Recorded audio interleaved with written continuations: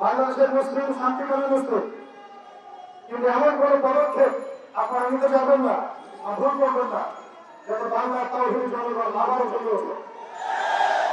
আমরা আল্লাহর কসম করে বলছি, যদি বাংলাদেশের তাওহীদ জনগণ একটা বার জেগে ওঠে, এর আগের মানুষ তাদের পালানোর পথ পেয়েছে, আপনারা কিন্তু পালানোর পথে পাবেন না ইনশাআল্লাহ।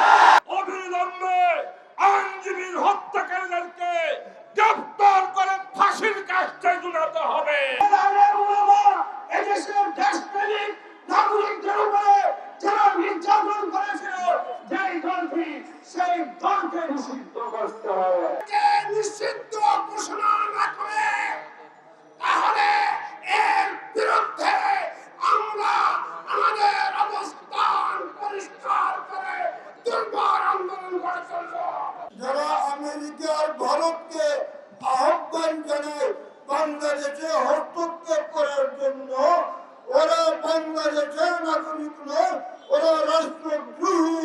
তাদেরকে অবিলম্বে গ্রেফতার করে রাষ্ট্রদ্রোহিতার মামলায় বিচার করতে হবে। তোমার কোলে বসে সে বাংলাদেশের ইসকনের পক্ষে সাফাই গায়।